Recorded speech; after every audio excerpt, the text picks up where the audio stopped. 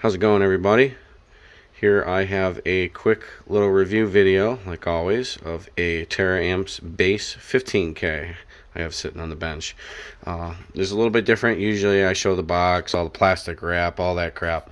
But this time I don't have any of that. So usually you'd have this in a nice box. You would have your power ends on this end going around. You can see in some of my other videos, they're all plastic shrink wrapped. All the ends, including that one, are usually all shrink wrapped. So here we go, kind of dump right into it. So we have the base 15K. It does 15,000 watts at 1 ohm. According to my dealer sheet, these are half ohm stable. So I'm going to kind of go around.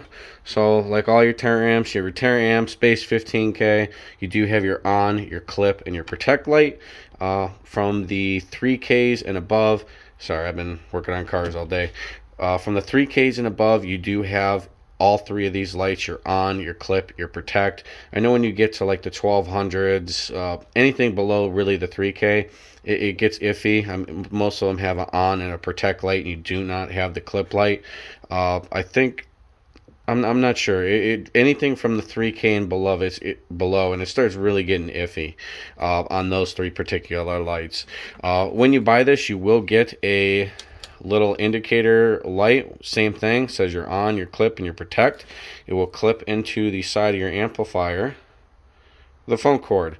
And I actually have my 5K on my test bench. I'll plug it in and kind of show you real quick what that's about. There we go. So basically, when you power your amplifier up in your car, get your on, clip, protect, go right in the clip and then on. And then it also mimics that. And I'm going to turn it back off, turn it back on. See, as you see, it does the same thing on the amp. Kind of show you that real quick. But that does come with all the amplifiers. Like I said, I believe from the 3K and above, because once you get to the 3K, most of the time below the 3K, you don't have that connection on the side of your amp. So go right to a little bit heavier than amp, right to the power end. So you do have your two powers and your two grounds. Two powers are your inners, your outers are your two negatives. Also says it right there and there and there. So kind of all the airflow. This side's completely open. Let's see if I can get you. There you go. So this side's completely open to the other side. Once I get to the other side, I'll explain a little bit too. But I mean, this amp in particular has two built-in fans, one on each side. You can see on there. But kind of go to that end. Flip you around. Sorry about that. So this amp here, go from here, you have your traditional RCAs. You do have your gain or your level, your subsonic, goes from 80 hertz to 30 hertz. Your low pass filter, which goes down to 60 hertz. Unlike most of the MDs, it goes to 90 hertz.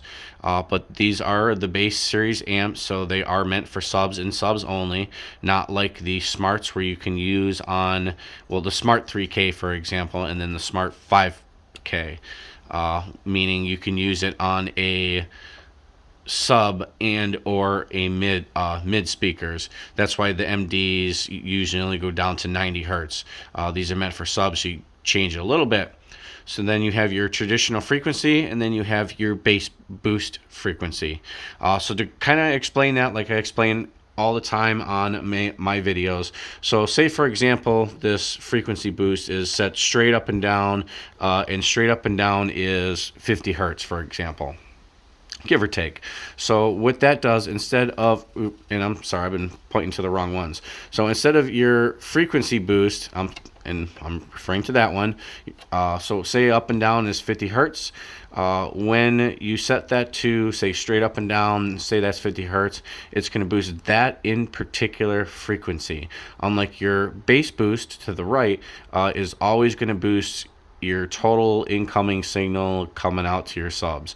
So that's a little different. Some of the Taramps have. And then on the same side, you do have your speaker wires as well as your remote wire on this side of the amp. I think the 8Ks have the same thing. I know the 5Ks do. You can see it literally right up there.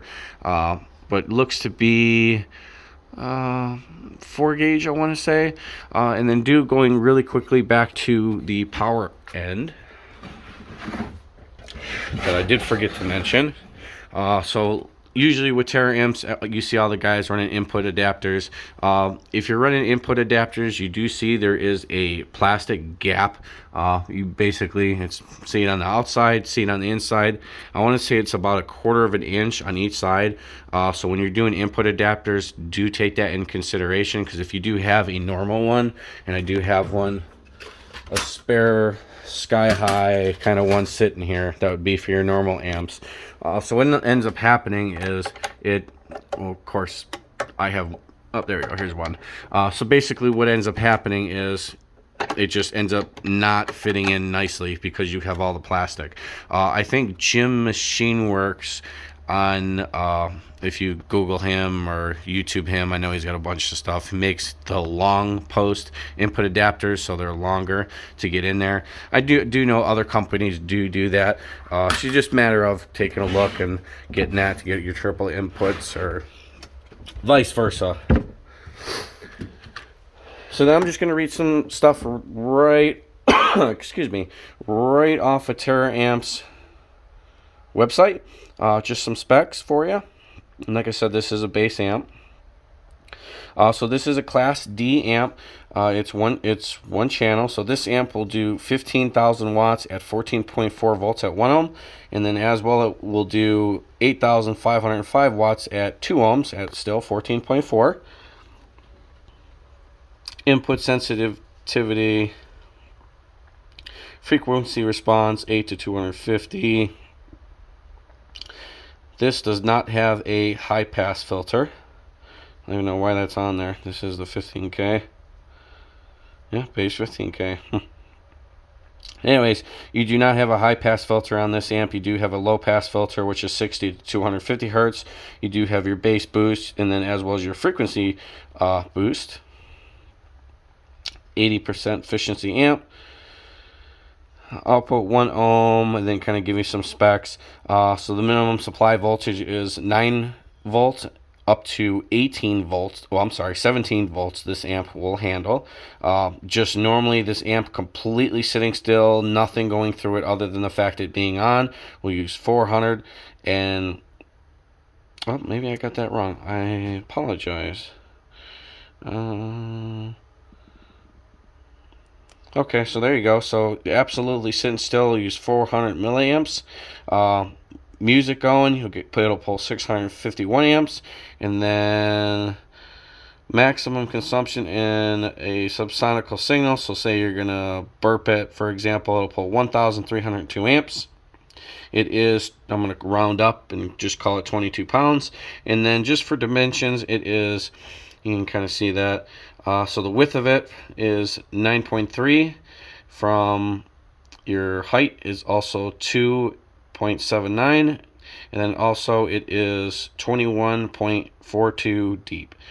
So there you go. So there's a quick little review video of a Taramps Bass 15K. Any questions, please shoot me a message or comment.